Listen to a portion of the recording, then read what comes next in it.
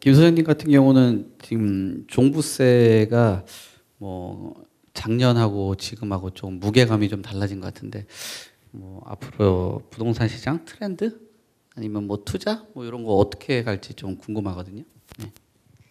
일단 최근에 부동산 시장 분위기가 이제 조금씩 이제 개선이 되고 있어요. 회복이 되고 있는데 이제 우리가 부동산 시장 이야기 잠깐 하면 작년이죠. 작년 10월, 11월, 12월, 올 1월까지 굉장히 가파르게 떨어졌죠. 거의 폭락 수준, 고점 대비 마이너스 30% 정도, 불과 4개월 만에 폭락 수준으로 떨어졌다가 최근에 이제 조금씩 거래량이 늘어나면서 회복을 하고 있는데 이걸 좀 우리가 냉정하게 봐야 됩니다. 지금 부동산 시장 흐름을 보면서 아 이제 무조건 오른다, 대세 상승이라는 이야기도 있고 일시적인 데드캣 바운스다라고 말씀하시는 분들도 있는데 저는 왜 냉정하게 좀 봐야 되냐라고 생각한다면 자 우리가 거래량을 좀 봐야 되는데요. 작년 10월, 11월, 12월 서울 아파트 거래량이 800건 정도 밖에 되지 않았어요.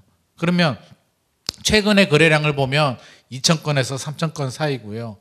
아마 지금 4월 거래량을 보니까 3,000건이 조금 넘었더라고요. 그러면 작년 10월, 11월, 12월하고 비교해 보면 한 3배에서 4배 정도 거래량이 늘어났고요. 또 우리가 거래가 좀 많이 했던 영끌 시절 2020년, 2021년하고 비교해 보면 그때가 한 5,000건 정도 됐었거든요. 5,000건. 가장 많이 될 때가 15,000건까지 됐기 때문에 그때와 비교해 보면 한 반토막 수준이죠. 그래서 이게 작년 10월, 11월, 12월 떨어졌던 게 저는 굉장히 좀 비정상적으로 떨어졌다. 거래량이 뒷받침이 되지 않은 비정상적인 1차 하락이라는 말씀을 드리고 싶고요. 왜 그렇게 많이 떨어졌느냐? 집주인들과 집을 사려는 매수자들 간의 마음이 사실 다르잖아요. 입장 바꿔놓고 생각하면 자 내가 집주인이라고 생각하면 절대 금리가 올랐다고 해서 급매물로 집어던질 마음의 준비가 하나도 되어 있지 않습니다. 매수자들은 최대한 저렴하게 사고 싶죠. 이 매도자와 매수자 간의 팽팽한 줄다리기 게임이 우리 풀지 못하는 숙제처럼 계속 이어지는데 2015년에서 2021년은 사실 집주인들이 이겼죠. 줄다리기 게임에서 일방적으로 이제 이긴 게임이라면 최근은 조금 양상이 달라졌어요. 근데 최근에 폭락한 거는 이제 떨어질 때가 됐다는 거죠. 과다한 상승에 대한 피로감이 누적된 상태에서 금리가 너무 우리 예상과는 다르게 가파르게 오르다 보니까 놀란 마음에서 떨어졌는데 어떤 분들이 급매물로 내놓았느냐. 다수의 집주인들은 여전히 버티고 있고요. 일부 어떤 경우냐. 전세금이 떨어지면서 전세금을 돌려주지 못하는 집주인들. 그 다음 부모님이 돌아가셔서 상속으로 받은 주택들 폭파시키는 경우. 야 동생한테 야 네가 가져가고 상속받고 나한테 돈만 줘. 동생이 나도 다주택인데 부담스러워. 서로 싸우다가 그냥 헐값에 급매물로 집어 던져버리는 거죠. 그렇죠? 그런 경우들. 세 번째는 이혼해가지고 재산 분할하는 경우들. 이런 급매물들이 거래가 되더라는 거죠. 그런 특이한 예외적인 경우 아니면 거래가 안 되는데 그럼 다수의 집주인들은 뭘 믿고 버티느냐. 아직은 그동안 계속 올랐기 때문에 여전히 더 오른다라는 희망이 있고 두 번째 이유는 저는 이 보유세.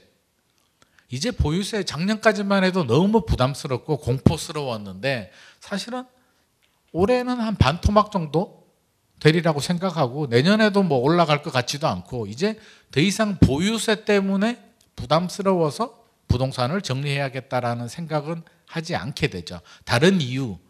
팔아야 될 이유가 있을 때 파는 거지 아직은 그럴 때가 아니라고 생각하기 때문에 집주인들, 다주택자 입장에서는 약간 용기를 가질 만한 지금 힘을 좀 얻고 있는 상황이고요. 매수자들 입장에서는 긴가민가하죠. 지금 들어가야 될까? 최근에 거래량이 늘어나는데 급매물들 고점 대비 30% 정도 조정된 급매물을 사는 거는 괜찮은데 최근에 10%포인트 정도 올랐거든요. 고점 대비 마이너스 20% 정도. 제가 어제였나요? 어젠가 엊그젠가 어제였네요. 요즘 깜빡깜빡 하는데 어제 제가 송도 갔다 왔거든요. 인천 송도 현장 임장 한번 다녀왔는데 송도도 사실은 뉴스를 보면 반토막이 났다라고 하는데 사실은 반토막이 난 게 아니에요. 그 바다 조망이 나오는 아파트 같은 경우 조망권이 나오는 아파트는 당연히 한강 조망 나오면 비싸잖아요. 조망권이 나오는 아파트가 2021년 최고가로 거래된 가격하고 조망권이 나오지 않은 뒷동의 아파트가 작년 12월에 거래된 가격을 비교하니까 이게 반토막 50%가 난 거고요. 실질적으로는 마이너스 40% 정도. 서울보다는 많이 떨어졌습니다. 고점 대비 마이너스 40% 정도 떨어졌다가 최근에 마이너스 30% 수준 정도로 조금 회복을 했고요. 집주인들이 매물 회수하고 조금씩 호가를 올리고 있더라고요. 최근 분위기는 이런 분위기고 앞으로 이제 어떻게 전개될지는 좀 지켜봐야 되겠지만 일단 당분간은 집주인들이 굉장히 좀 버티겠다라는 생각이 듭니다. 가장 중요한 부분은 이제 보유세 부담이 굉장히 낮아졌다. 아쉬울 거 하나도 없다라는 생각이 드는데 저는 대세 상승이라고 생각하지는 않고요. 2, 3년 정도는 올랐다 내렸다 등락을 좀 거듭할 것 같고 장기적으로 당연히 우상향하죠. 5년, 10년 정도 생각하고 뭐 내 집 마련하는 분들이라면 저는 걱정도 하지 않는데 우리 2030들 자금력이 부족한데 무리하게 연끌을 해야 되는데 지금 집을 사야 되느냐, 몇 년 기다렸다가 사야 되느냐 이런 분들이라면 초조한 마음에 조급증을 가질 필요는 없을 것 같습니다. 저는 뭐 내년이 될지 3년 후가 될지는 모르겠지만 2차 하락 한 번 더 있을 것 같고요. 2차 하락이 지나간 다음에 다시 대세 상승 오거든요. 그래서 저는 뭐 폭락론자도 아니고 폭등론자도 아니고 아니 7년 올랐는데 6개월 조정되고 다시 또 대세 상승이 된다는 것은 상식적으로도 맞지도 않는 것 같습니다. 7년 올랐으면 3년 정도는 조정되는 게 정상인 것 같고 지금 꼭 집을 사야 되는 분들이라면 저는 오히려 서초구 강남구보다는 송도나 동탄이나 고점 대비 마이너스 30% 이상 떨어진 우리 저수지 이론이 있잖아요. 외곽 지역들이 먼저 떨어지고 중심지는 늦게 떨어지거든요. 저는 2차 하락이 만약에 2, 3년 후에 2차 하락이 오면 오히려 덜 떨어진 과천이나 판교나 서초 강남구가 더 떨어질 가능성도 있습니다. 집주인들이 버티다가 사실 세금 부담이 다가 아니거든요. 한번 급매물을 내놓을 때도 있는데 그때 우리가 신경 써야 될 건 그때가 2차 바닥이 오면 다음에 상승장이 온다. 그때는 송도, 동탄보다는 오히려 하락폭이 큰 핵심 지역으로 들어가는 게 저는 맞다고 봅니다. 그래서 타이밍을 보고 좀 잡아야 될 것 같고요. 일단 세금 부담은 굉장히 완화됐기 때문에 당분간 보유세 부담 때문에 집을 팔고 부동산 시장에 어떤 영향을 주는 그런 팩트 인자가 되지는 않을 것 같습니다.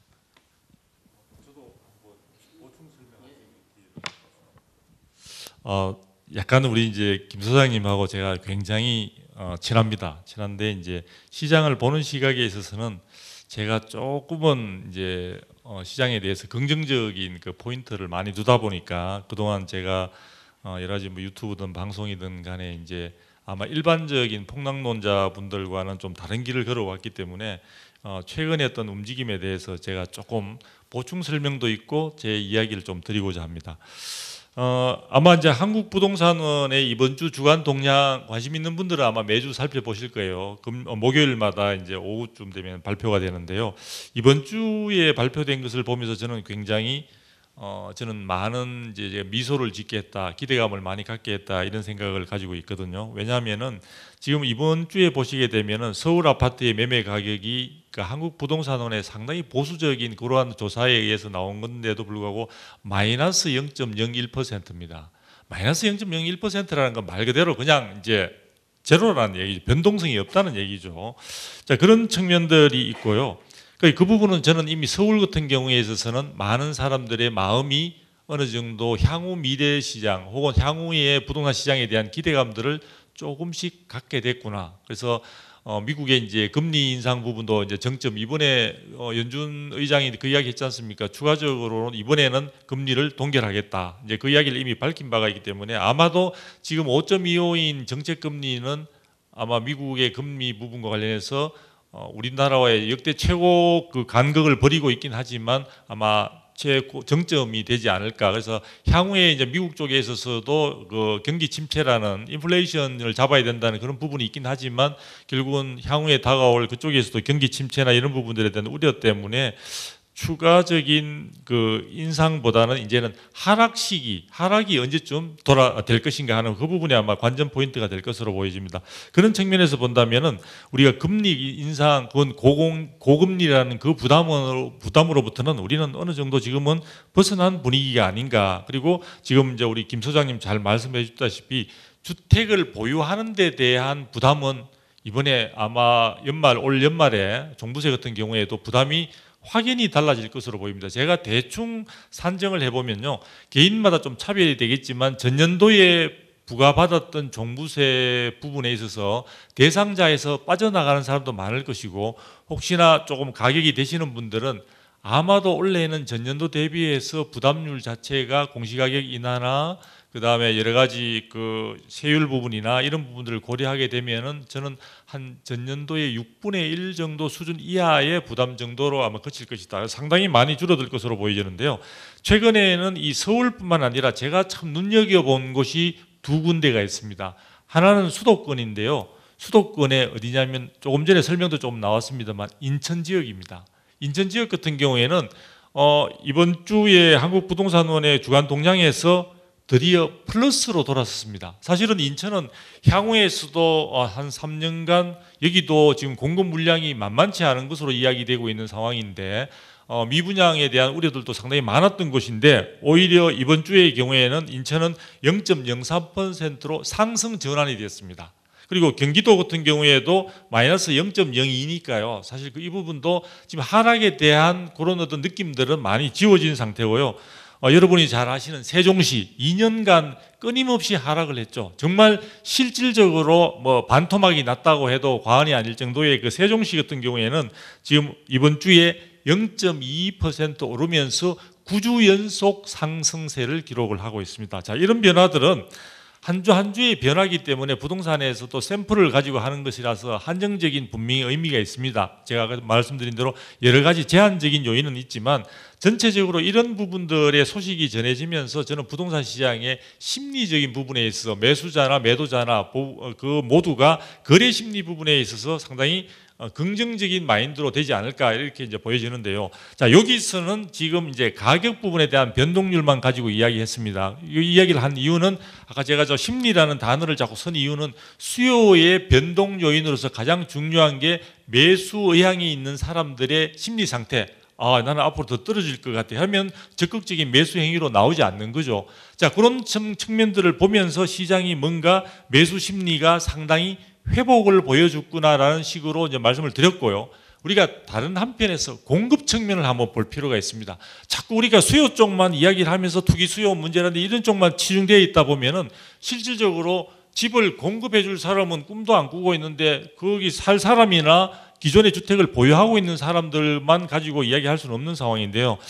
안타깝게도 지금 아파트의 미분양 리스크도 커지고 지금 부동산 PF 쪽의 위험성이 커지고 이렇게 하면서 대형 건설사들의 분양 실적이 올해 4월까지 1, 4분기가 지났죠. 1, 2, 3, 4, 4개월 올해 3분의 1이 지난 시점에서 당초 계획 물량의 몇 프로만 소화되느냐? 29%밖에 소화되지 않았습니다. 그래서 지금 상당히 저조한 상황이고요. 지금 분양 실적 자체도 작년 말에 5만 한 5천 가구를 갖다가 공급하겠다, 분양하겠다고 했었는데 사실 실질적으로 4월까지 분양이 얼마 됐냐? 71%가 감소한 15,000가구 정도에 불과합니다. 즉 다시 말해서 전반적으로 지금 정부가 사실 작년에 우리가 270만 호를 5년간 공급하겠다라고 해서 공급에는 문제가 없는 것처럼 정부가 이야기를 하고 있는데요. 중요한 것은 그동안 원자재 가격 많이 올랐죠. 지금 금융시장 부분에 있어서 건설사들에 대한 여러 가지 대출이나 이런 부분들 제한되죠. 이런 상황이다 보니까 또 분양가 상한제 부분에 그동안 제약을 많이 받는 이런 부분들이 시장에 굉장히 압박 요인으로 작용을 하면서 현재의 올해 같은 경우에는 이런 상태로 지속이 된다면 공급 상황은 녹록치 않습니다. 이런 부분들이 있기 때문에 전체적인 우리가 시장을 바라볼 때 단순히 가격의 변동폭이나 수요자들의 그 심리 부분뿐만 아니라 공급 쪽의 사이들도 상당히 항상 보면 외면되어 있는 이 사이드를 갖다가 제대로 봐줘야만이 전체적인 시장에 있어서 수요와 공급에 의해서 균형이 이루어지는데 이 부분에서 불안정한 요인들이 잠재되어 있느냐, 시장이 아니면은 공급이 부족해지면 당연히 어떻게 되겠습니까? 매수 심리는 회복되는데 공급이 부족해지면 당연히 물건은 모자라다 보니까 가격은 희소성에 의해서 상승할 수 있는 압박 요인들이 굉장히 커진다는 점을 염두에 두시고 시장을 앞으로 평가하실 때 그런 것들을 좀 균형 있게 살펴보시면 굉장히 합리적인 결론으로 갈 수 있지 않을까라는 생각을 해보게 됐습니다. 네.